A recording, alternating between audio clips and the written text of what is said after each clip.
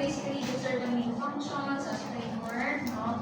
As support for the locomotion of the body. And then sabi ko nga, it also serves as a reservoir for calcium, phosphate, other ions.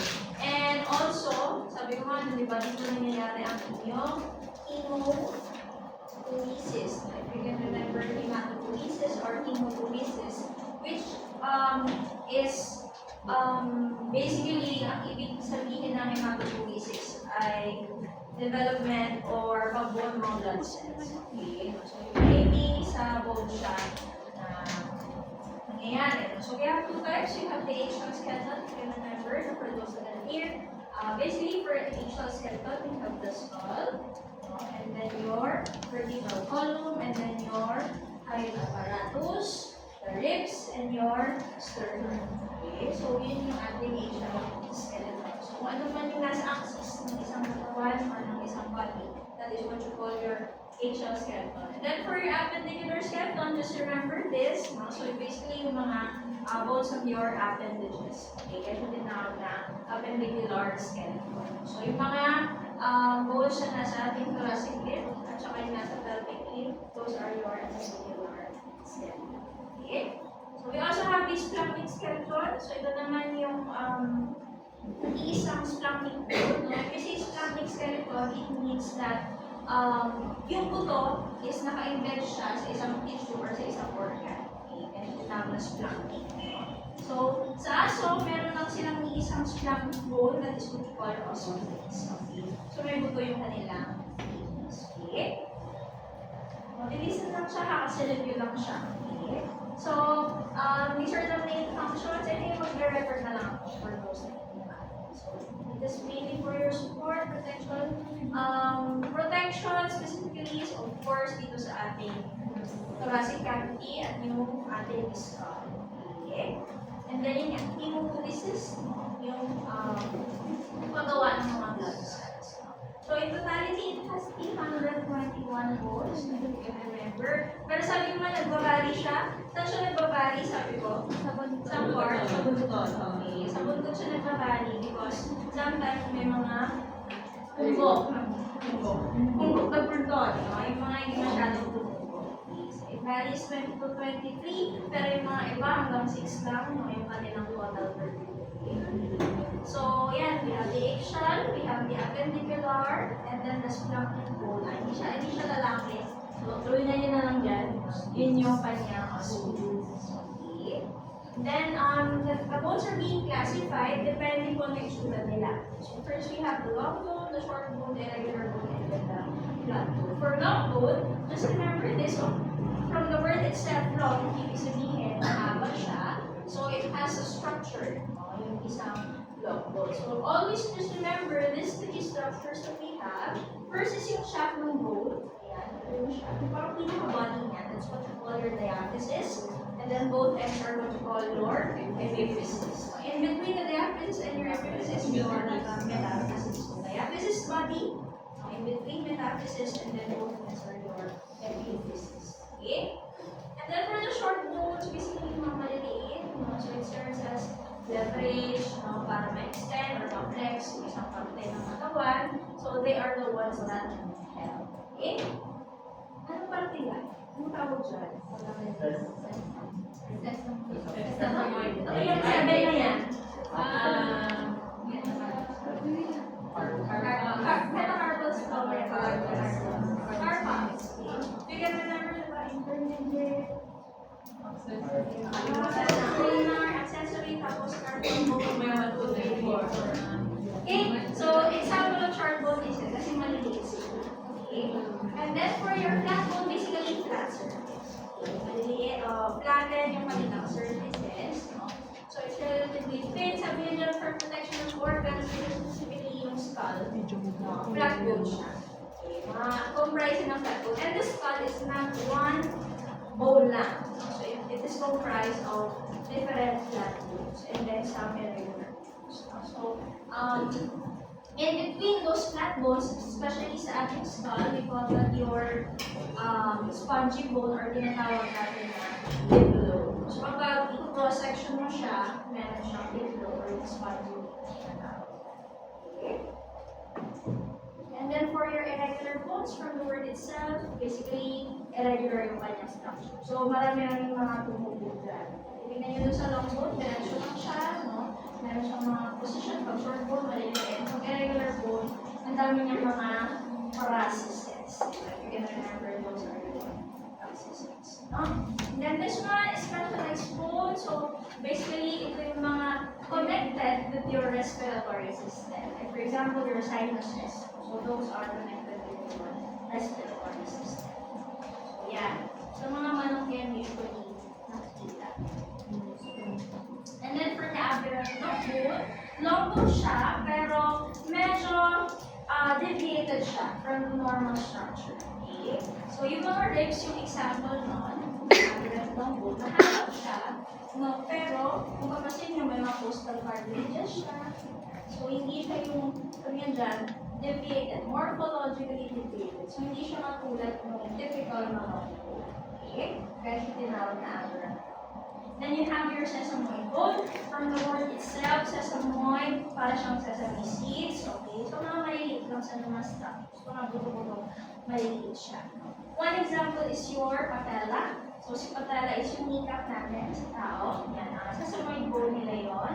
And then they also have this patella. If you can remember, ito naman yung nasa kanilang liwan. Okay? So, those are your sesamoid bones. So, patella ito, sesamoid. Then the ospine is also called your baculum. So meron siyang ibang tawag, baculum yung other this one. So the differ din ng size depending on the breed. Kung mas maliit siya, mas maliit yung ilang ospines. Yan. So pag cross-section mo ulit sa long bone, meron siyang actually two types, sabi niya dyan, na compact at saka si cancellous bone. So si compact, it's also called your dense. Okay, dense bone. And si cancellous bone is what you call your spongy bone. So basically, kung spongy siya, ibig sabihin marami siyang mga butas-butas. And the word itself, spongy or spongy. Okay? So, si compact bone naman, compact or dense from the word itself, hard layer siya. So basically, kung ano usually yung nandito sa may side, that is what you call your compact bone. Tapos yung nasa gitna, kasi yung mga porous, or yung maraming mga butas-butas, or sphincters na lang natin. That is what you call your cancellous bone. And then, we also have the medullary cavity. So, basically, ito yung nasa pinakagitna ng isang long bone. So, kapag bata siya, always remember red marrow. Kasi very active yung kanyang hematopoiesis, diba? Yung formation of red blood cells and other blood cells. But eventually, as it grows further, nagiging siyang yellow na. Nagiging yellow fat. So, ganun yun siya. Kapag bata na. Pero pag bata, red marrow. Okay? And then, ito nasabi ko na kanina, we have the epiphysis, no? So, yung ating proximal and distal epiphysis, no? Yung mga dulo ng mga long bones, or what we call our epiphysis. The shaft is the diaphysis, and we also have your metaphysis. Meron dyan yung, hindi ba yung epiphyseal plate? Epiphyseal line? Epiphyseal cartilage. So basically, si epiphyseal cartilage, remember this one, this is the area where the bone lengthens. So yan yung area kung saan tayo makaka. Okay, yung epiphyseal cartilage. And then we also have the articular cartilage. Basically, sila yung nag-articulate with your other bone. Okay, kaya yung tinawag na articular cartilage. And then we also have this one, kasi ito yung periosteum. Siya yung parang outer layer, yung outer covering ng mismo. So, si articular cartilage, so basically, dahil may cartilage siya, wala siyang periosteum. Okay? Except for articular cartilage. So, periosteum covers the surface of the bone, the outer lining. And then for your endosteum naman, yung mga nasa loob. Yan. Yung mga tinatawag natin ng mga osteoids. And then sa buto, meron na tayong makikita ng mga maliliit na mga butas. That is what you call your nutrient foramen or nutrient foramen. So basically, dyan ay kung saan napapass through yung mga blood vessels, yung mga nerves, para, yun nga, mag-serve as the passage for your nutrients. So ito yung nutrient foramen. So mga butas-butas siya ng maliliit. Sometimes it can be mistaken as a structure. So ito yung composition ng bone, it has hydroxyapatite crystals, type 1 collagen, and then then for this one, if you can remember, we have the osteoblast, osteocyte, and your osteoblast. So kapag si osteoblast, siya yung mainly nag-create. Okay, so siya yung nag-form ng mismo.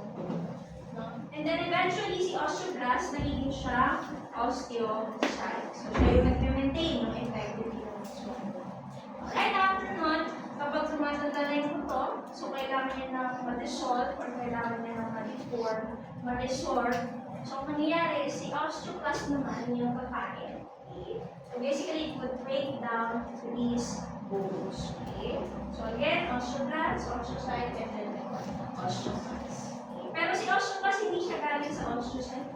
Ibang type of cells siya. Okay? And then, we also have the two types of your ossification. We have the endochondral and more intramembranous. So, pagkakaibang lang rin ang mainly with your intramembranous at saka endochondral. Ano pala yung kulay ng buhay? Paano siyang Pokemon? Kung puro na naging red siya. Ano pala siya? Ay, yung sisiw na kaya. Mamaya search natin. Tapos pagdating niya. Sama, no? Sige ka din, no? Okay, so we have the two types of ossification. We have the intramembranous. So basically, wala siyang total formation by intramembranous from the membrane itself. Sabi niya, it is from your connective tissue. Pero kapag endochondral, the word cell chondral, pag narinig ang chondral, usually it has cartilage. No? So meron siyang cartilage formation. No? So we have here yung endochondral ossification. Ayun naman yung kanilang differences. So we have different projections na if you can remember, no, sa mga nandito last time, no, we have the head, usually articulates no, with some of the bones, no, and then you also have your quadrant. So it can be situated dito sa baba or minsan sa taas din, yung ating mga quadrants. So mga articular sila, articular projections meaning nag-get from other bones, especially not articular projections. And then we also have your trochlea. Ano po ito? Yung malaking humerus, diba? This is your humerus because of big foramen, diba? If you can remember this, your trochlea, the supratrochlear Foramen. And then the facets usually are located dito sa ating mga vertebra. Okay, nasa mga vertebra sila. Or dito sa mga spinal vertebra. Also this one. Yeah. So, process naman, basically yung mga tumubo-tubo sa mga isang buton, bone projections or what you call, in general, is what you call your process. Si tuberosity naman, so basically for tuberosity, non-articular projection siya, hindi siya ganun malaki, parang bukol lang siya sa mismo buto. So, that is what you call. Wala na akong sample ng buto kasi nasa TV and TV siya. At unfortunately, di ba sa kanila yon, sabi ko, nahihirap lang tayo. Kaya po kayo talaga ng sarili mo. Okay, si tubercle, smaller projection, and then we have their spine. So this is your scapular spine. Much pointed siya. Okay, yung projection. Anong trip mo? Bakit ka nagpakulay? Gusto mo lang? Sabi nila parang joke na. Wala akong sinasabi sila. Para sila. Nagulat talaga ako pag nalilipin ko siya. So, we also have the crest. No? So, yung mga crest naman is usually located sa inyo. Ito ay sacrum. Remember, that is your sacrum. So, may mga maliliit na book na puting-puting dyan. This is what you call your crest. And then the neck is, of course, yung difference between your body and saka yung head. Si Fugaya naman, usually it's a depression. So, ano lang siya, shallow lang siya na depression. And then for your Riemann cavity, this is so usually located in your scapula or shoulder bone. So, it's a concavity. Then for your notch, you can remember this bone. Wait, absolutely. Roll na. The notch, the bottom back. Yung has an indentation. Okay? So yun, kapag may mga indentation, that is what you call your notch. Notch is that. And then for the fossa, basically it's It's enlargement, articular depression.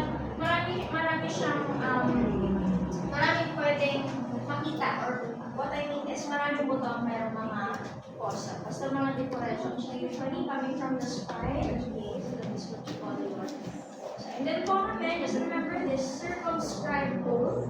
Okay, so that is what you call a foramen. Butas. Okay, butas ng mga buto, that is what you call your foramen.